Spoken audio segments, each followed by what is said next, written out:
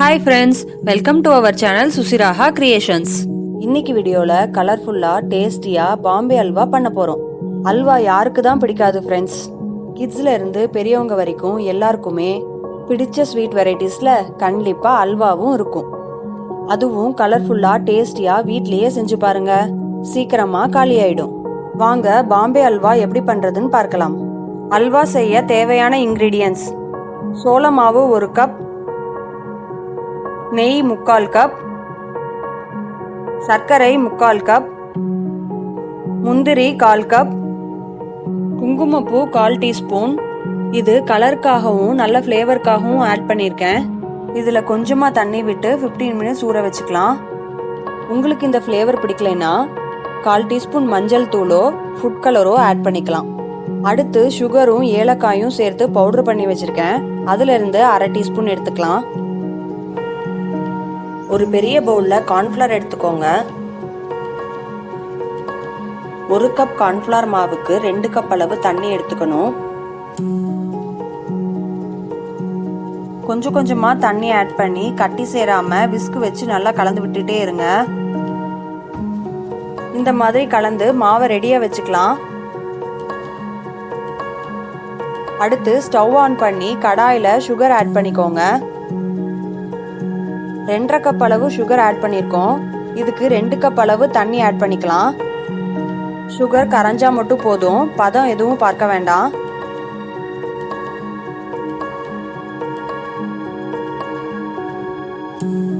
இப்போ stove low to medium ஃப்ளேம்ல இருக்கட்டும்.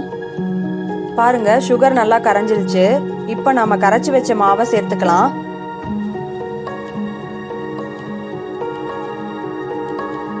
கரைச்சி வச்ச மாவை சேர்க்கும் போது கரண்டியால கிளறி விட்டுக்கிட்டே இருங்க.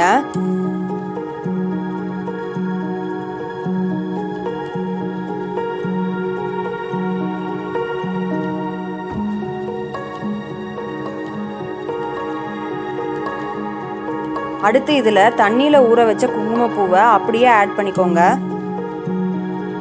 பாருங்க, எல்லோ கலர்ல மாறி இருக்கு.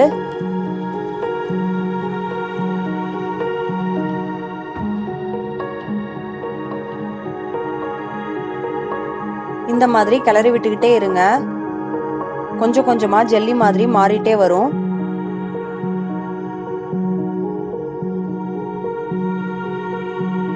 அடுத்து இதுல ஏலக்காய் பவுடர் ஆட் பண்ணிக்கலாம். இதையும் நல்லா கலந்து விடுங்க.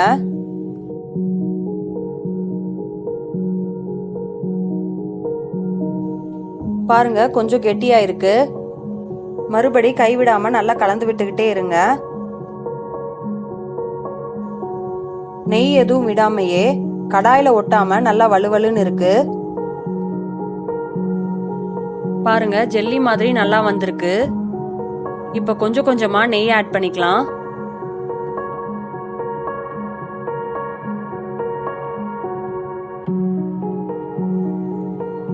அல்வால நெய் ஒட்டாத மாதிரி தான் இருக்கும். நம்ம கிளறி விட்டுட்டே இருக்கும்போது நெய்யை ஃபுல்லா எடுத்துக்கும். மறுபடி நெய்யை விட்டு நல்லா கிளறி விடுங்க.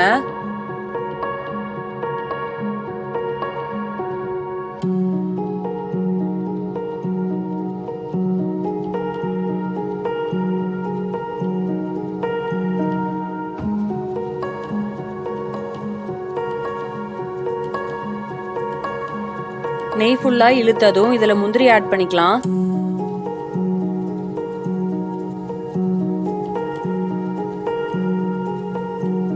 இதையும் நல்லா கலந்து விடுங்க.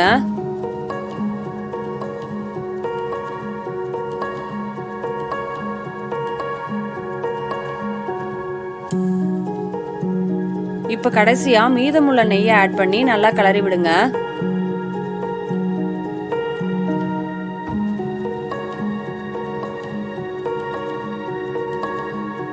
அடுத்து இந்த மாதிரி ட்ரேல நெய்யை கிரீஸ் பண்ணி ரெடியா வச்சுக்கோங்க. அல்வா சூடா இருக்கும் போதே ட்ரேக்கு டிரான்ஸ்ஃபர் பண்ணிக்கலாம். இது அப்படியே 45 மினிட்ஸ் விட்டுறலாம். அப்பதான் கியூப் மாதிரி கட் பண்ணி எடுத்துக்க முடியும். 45 மினிட்ஸ் கழிச்சு ட்ரேக்கு மேல ஒரு பிளேட்டை வச்சு அப்படியே ஃபிளிப் பண்ணுங்க. பாருங்க, அழகா ஜெல்லி மாதிரி ட்ரே ஷேப்லயே வந்திருக்கு.